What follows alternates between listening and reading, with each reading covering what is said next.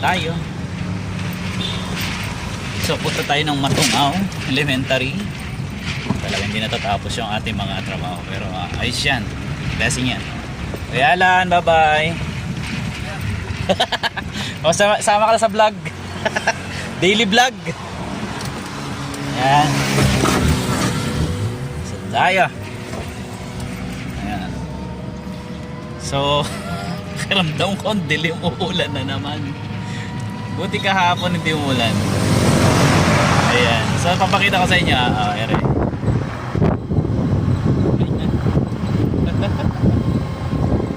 Ang dilim na naman. Which is good naman kasi nga malilong. Walang masyado mainit. Hindi malinsangan. Meron naman tayong kapote.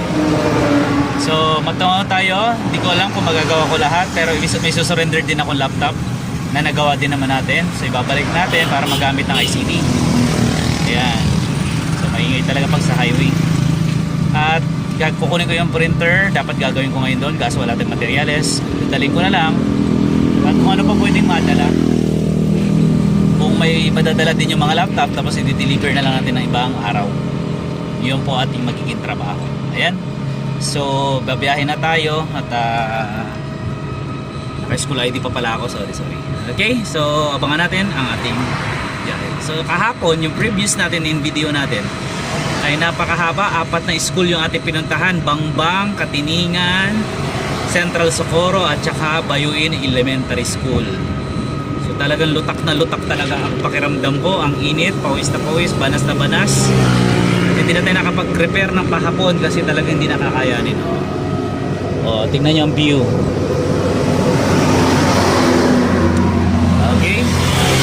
So malayo po yung Matungaw Elementary. 20 kilometers po ang layo nila. So balikan 40 kilometers ang aking tatakbuhin. Balikan from my house to Matungaw. Hi. Praise the Lord. Thank you Lord sa blessing. Alright. So bye. Okay, update tayo ha. So Socorro na tayo. So ito ang kanilang Saka, dilim na. Aray ko. Kulimlim na. Kumukulog na po dito sa bayan ng Socorro. So, didiretso na tayo. Dilim doon, lalong madilim. Sige, kaya yan, go lang. So, itong Central Socorro Elementary.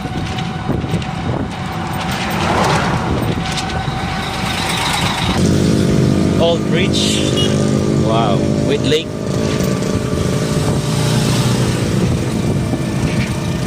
Dito sa yan, meron silang Evia. Dito yung hotel, merong hotel.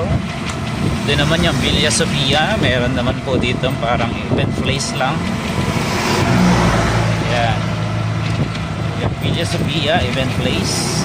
Dito sa Litiboro 1. Litiboro 1 po to. So may mga patak-patak na, ambo na. Tingnan nyo doon sa pupuntahan ko, napakadilim na. Doon ako papunta Matungaw, napakadilim na. Tayo ay nasa Litiboro pa lang. Litiboro 1. So tigil na tayo, baka malakas. So magbaba na tayo ng ating carpet. Sorry. Magbaba na tayo.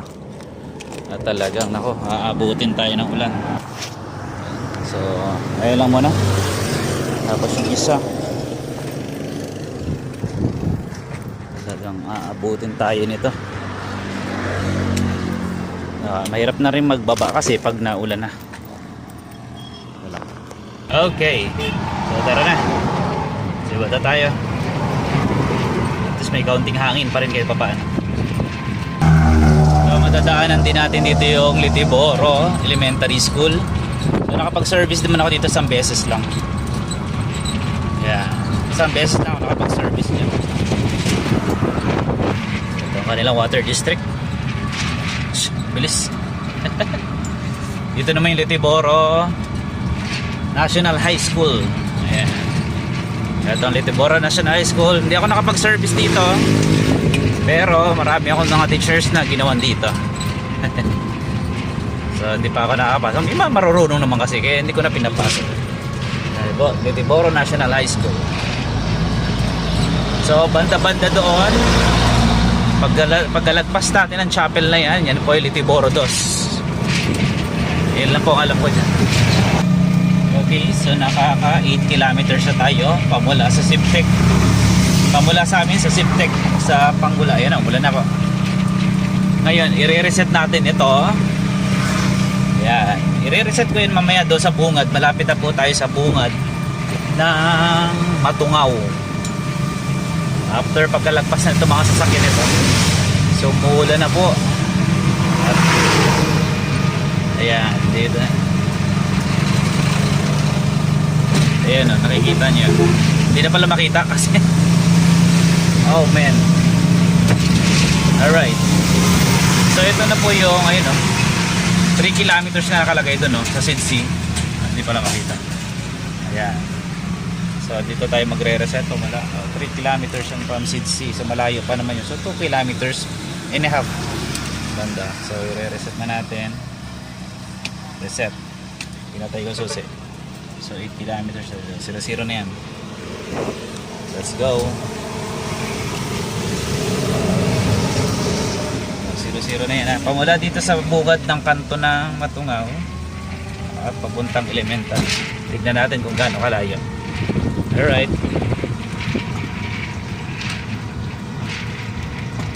2 kilometers siya doon sa kabilang gasoline station. So malapit na tayo sa school. Nandun po yung 2 kilometers na po siya. Nandun lang yung Sidsi. So kalagatian po na 2 kilometers, 2.5 kilometers po ay eto na tayo sa Matungaw. Wala mo, mamaya may tricycle pa. Ayun yung Sidsi oh.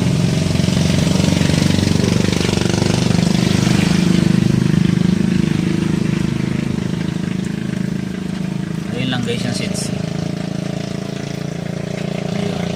Ayun, kulay green na bubong. Sidsi.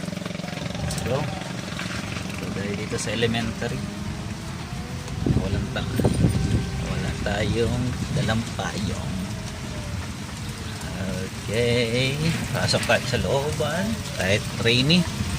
Okay, kahit ulanan, laban kasi hindi pwede ma-skip ang schedule kasi pag na-skip ang schedule, reset ang schedule next week ulit ang aming lakas na dito pala.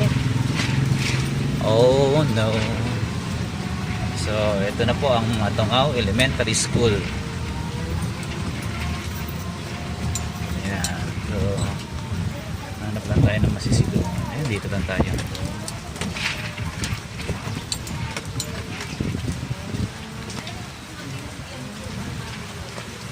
Ayan, nakaparking na po tayo muna. Okay, so itong Matungaw Elementary School. Let's go!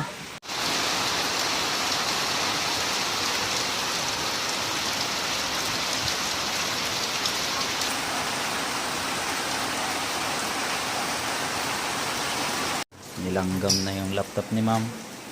Walang backlight. Paano hindi magkaka-backlight ma'am? Ay doon sa may backlight namahay yung ano. Doon ito sa backlight puput. Lobong-lobo. Ito naman yung isa. Ito mama, okay naman ito. Madam Rhea. Oo. Era sabihin ko rin kay Madam Rhea. Mabagal lang talaga yan. Ating gallery. Nakuha. Ahens. Ay gagawin naman siya ma'am. Are kasamahan yan. Apo. Kaso nagado are. Are pa naman. Yung pagbubuksan nakaang. So yun, nakikita niyo wala na talagang backlight oh. Enter. Tapat natin sa liwanag. Ay sorry, napatay tuloy.